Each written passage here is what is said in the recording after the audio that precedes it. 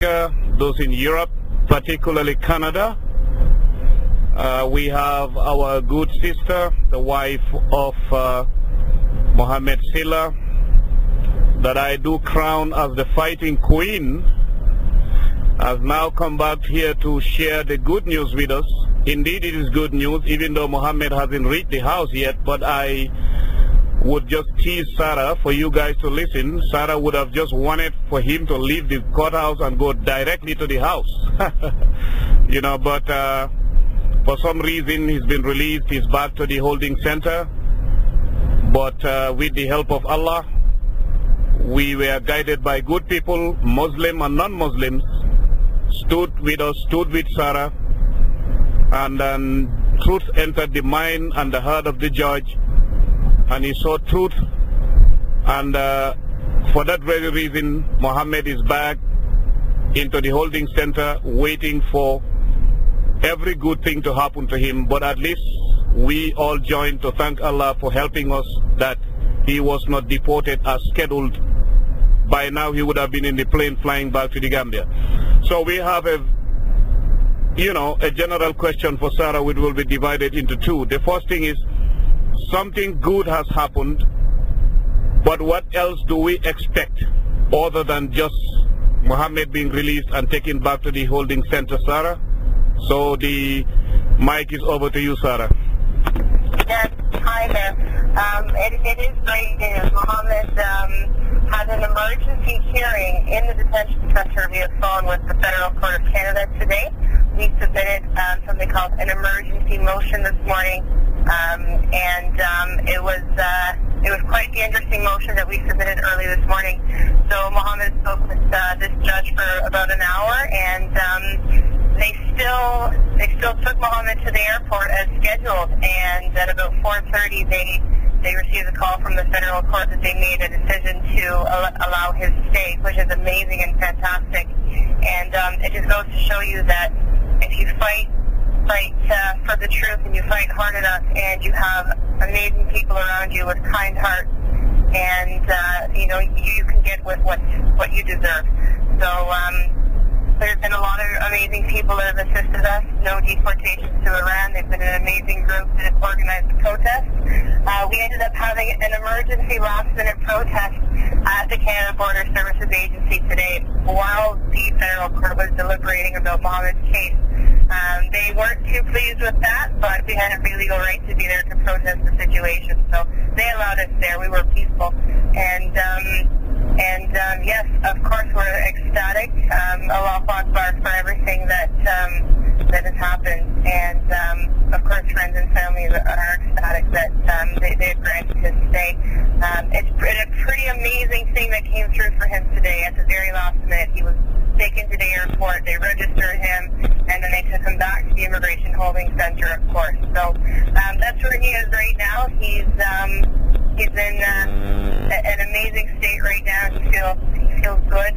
At this point, we just need to have a detention review hearing and see how we can get him released. And then at that point, there's one or two other things that we need to finish up, and everything should be okay for us. So I want to thank you very much for your assistance and time, and everybody that's offered support through letters and emails and their duas, and it's quite amazing. So I think maybe we'll sleep well tonight.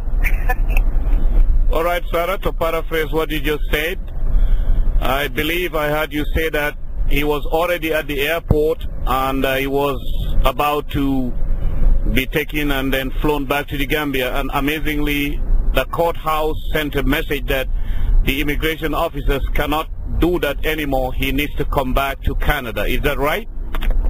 That is right, and actually Muhammad had called me right as the officers were trying to take him from the immigration holding center, and they were trying to pull the phone out of Muhammad's hand while he was talking to me. He thought at that point that the federal court had said no. He didn't realize they were still deliberating, so it was quite the roller coaster for him, and they were playing around with their handcuffs and trying to intimidate him that he was going back home, and it's amazing that the federal court came through and saw justice in that. So, it's been quite amazing.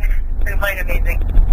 Well, that is definitely, Sarah. I would say you lived through a moment that you are a very strong woman. I must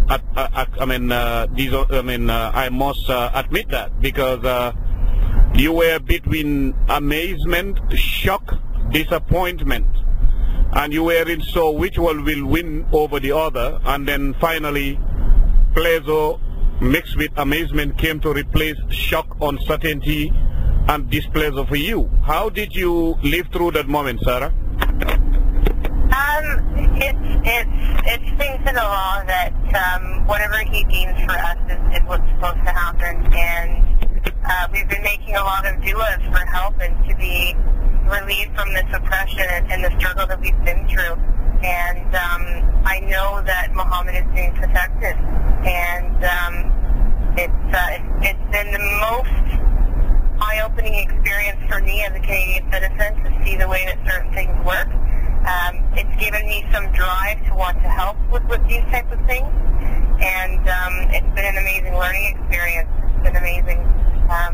You know, there's always moments where things don't feel as they're going as good as you want them to, or moments where you might feel tired, or you know, whatever happens in the day. But you know, we should be fighting for a good life, and we should be fighting for our rights, and we should be fighting for the happiness and the peace of the people that matter to us and the people that are around us. So that's the driving force, really. So, Sarah, what I wanted to find out is that the arrest, detention of Muhammad, and these amazing results that you've just achieved with the help of God and humanity, does it leave you determined to fight more, or would you just say, my partner is back into my house, I'm tired of it? Where do you see yourself now, Sarah? Where do I see myself now? We still have a bit of a fight to go, and that's okay. And we just keep doing what we're doing with, you know, truth and justice, and help with people around us. And you know, hopefully there's a lot of plans that Muhammad and I have for a lot of different things, and you know, if that's the will for us, then that will happen, and hopefully we can help other people and do and execute these things that, you know, we're really wanting to do. So you know, I think there is a lot of fight in me to do what's good and what's right, and while Muhammad is free from his fear of returning to the Gambia right now, he's still not quite free, and we'll keep fighting until that happens. So. Well, Sarah, I wanted to inform you that when you posted that YouTube, it went all over the world. We had reactions, at least we can tell you, from countries in Africa, including Nigeria and other places. Well, Nigeria, the information that came from Nigeria wasn't in support of anything. It was like a business entity that came to know about Hello Gambia because of that actual thing that you posted on YouTube. And then we had reactions all the way from Europe and from Canada itself, from the United States of America. And how does that make you feel, Sarah? I think that's pretty amazing. It's good to know that people are hearing what's going on, and you know, at this point, being private about any of this it's not justice for anybody. People need to know what's happening and the way that things work and where things can be improved. And no system and no government is perfect, and that doesn't mean you don't stand up to try and change things for the better. And I think that's great that people have heard about who Muhammad is. He deserves that recognition. He deserves that focus on him. So for that's great. That's really good to hear. Really good to hear. Well, Sarah, as a woman who is married to a person who has, you've already experienced what other women have been experiencing in the Gambia, but you, at least with the help of God and humanity, your losses have been cut short. But other women in the Gambia have experienced this kind of situation you went through. but they were not lucky. They lost their husbands.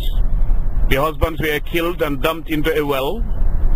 Now, are you going to continue to spread that message on behalf of those women in Canada? And what message do you have for President Yahya Jammeh? That is very sad for anybody that loses a friend, a family member, a husband, their partner to this. I can't even imagine what that would be like.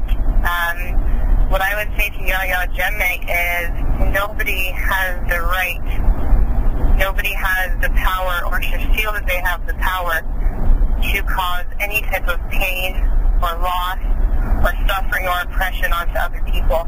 If you are not there to help your people, if you are not there to ensure that your people are fed before you are fed, that they are housed before you are housed, that they have their education before you have your education, like a parent to a child.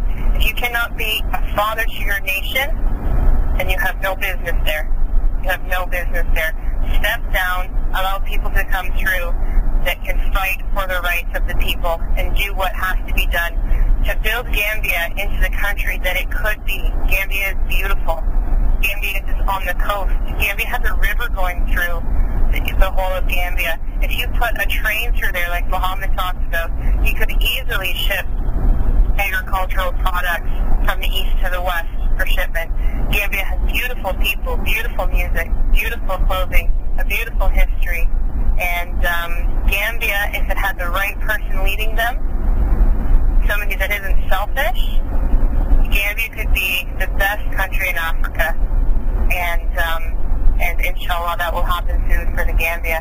And while Muhammad is free from that right now, Gambians are still not free. Gambians are still not free. So they need to be free. They need to be freed. Well, Sarah, that's so touching when you said Muhammad is not free. Muhammad is free, but Gambians are not free, and they need to be free. And during your first interview, when definitely I know it was stressful, it was shocking, but you maintained yourself, you composed yourself, and then you made sure that you didn't lose your voice because of choking, because of crying. Even if you are crying, you were crying inside your heart, but you had to stand strong. Don't you think that is the best message for any Gambian, and that is a lesson that you have taught so many Gambians today, that staying together, standing together, not hiding, not doing things in private, or not staying indifferent or passive is the answer to fighting against dictatorship? What do you have to say on that? We are all human. I have my moments. I've had my moments. Of course, we need to feel them and work through them and have faith.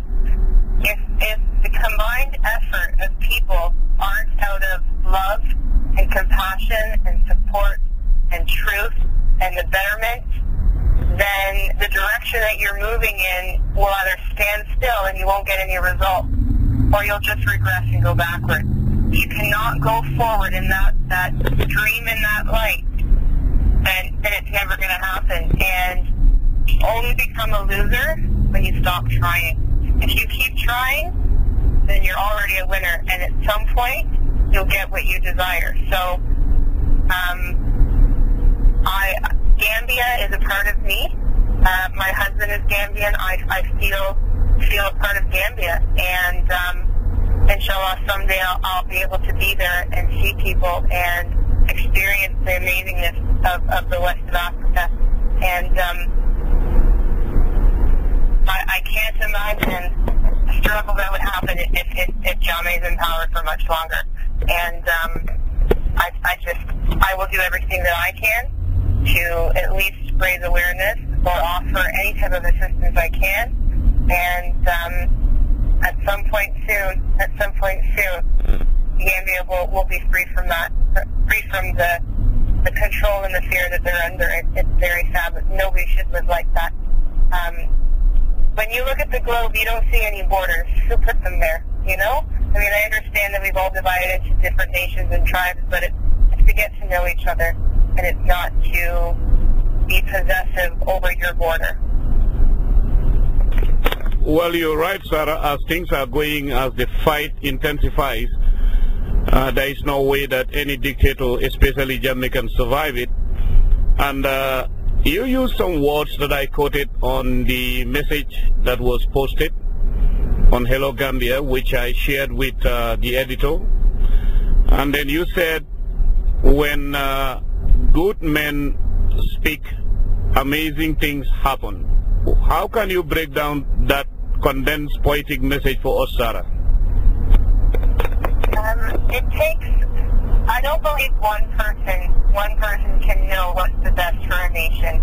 I think that if you get men that have the same ground principles, like I said, out of love and compassion and hard work and dedication, and if you get those men together and they can discuss and deliberate and come to amazing systems and conclusions and ways to make things good, then it's pretty amazing what happens. It's pretty amazing what happens. One person cannot rule. One person cannot rule. People need to come forward with concerns about their lives and what they struggle with. If people don't come forward and explain those things and express what their concerns are, then a result can never be there for them. And the government should be there for the people. It should be there for the people. Otherwise, there's really no need for a government. Aside, Sarah, and then I believe there is one thing that some Gambians ask from you, which they believe you've definitely earned their respect. It's not about the resources, it's not about the riches, it's about the determination. And then some of them are just motivating you, encouraging you to continue to spread the word using those very organizations.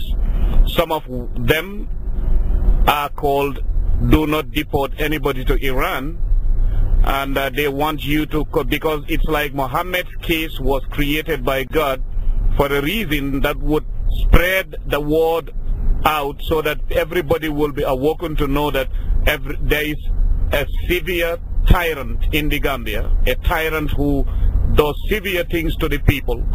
And they definitely are sending a message of encouragement, congratulations and motivation that please do not stop spreading the word out there in Canada so that you will sensitize more people, especially knowing how close Canada is to the United States of America. What do you have to say on that, Sarah? Right. The protests that have happened, I've had some good people in these protests, and there are a lot of things that can be done to raise awareness, and there are a lot of things that you can do if you're creative and you have the sharp determination and focus that, there should be more protests. There should be ways to get information about what's going on in this world out there, and I'm starting to feel like these ideas are just happening for me and for Muhammad and I. So we'll see what happens. We'll see what happens. There's a lot of things to think about. There's a lot of things to think about. All right, Sarah. So how did your parents feel about it? Because I know you are a determined fighting queen, I call you, but I know that your father went up to the detention center and stood there and fought for the liberation of Muhammad. And I think Gambians need to know this. West Africans need to know this. Senegalese need to know this. So we can say like father, like son. So we are not surprised that you are like that, because your own parents went into the center there to make sure that Muhammad is free. That is very, very, very encouraging. What do you have to say on that? Yeah. My father is on the other side of Canada, actually, but he did submit an affidavit about how good of a character Muhammad has and how pleased he is to have him as a partner for me. And, family is important. Family is important. So it's great that the people that care about you stand up and say what's right. So, finally, what do you have for us, Sarah? I just want to thank everybody for their support and their words and their du'as, and hopefully Muhammad and I are just getting started on fighting for what's right. And do you think that your partner Muhammad would continue being the lion he was before, and then will increase the level of fight from your home. We already know that you've proven to the whole world that, I believe, like I call you the fighting queen, I am convinced that you are a real fighter. So what do you have to say to that? Muhammad firmly believes, and I believe as well, that Allah subhanahu wa ta'ala works in mysterious ways. And this only fuels the desire to do what's right, and it only fuels the desire to fight for truth and to help people. And seeing people that have come out to help me that I've never even met, it's pretty amazing, that feeling. And that feeling should be passed on to others. So we're all of the human race. We should all be here fighting for one another and anywhere that somebody is oppressed and suffering. And like I said, at this point, Muhammad is still in the detention center, and hopefully he'll have a hearing soon. And, you know, we still need your du'as, and we still need your support in any way possible. And I really hope that at some point I can meet more amazing Gambian people and just offer ideas, and let's sit together and talk about, you know, how things can get better. Why not? Well, I have just one short dream here, and I don't know if you would share the dream here, Sarah. It's a tease, it's a dream, it's anything you can call it. I mean, I'm just imagining Muhammad coming out of that jail and then going home, and you organize a forum, and then Baba Haidara and I and other Gambians will convite there to speak about the reasons why we fought for Muhammad to be released. Would you be ready to be part of that, Sarah? Of course, absolutely. Absolutely. We should be raising awareness about injustice, and we should be raising awareness about Gambia. So I'm absolutely up for any type of activism for what is right. I know Muhammad is too. Absolutely. Thank you very much, Sarah. You are a very strong woman, and then we appreciate you. We appreciate you being there with our brother, and you are one worthy person to know. So we definitely commend you for having stood the ground and then fought against injustice. Thank you, Sarah. Thank you very much. Thank you. I hope to talk to you all soon.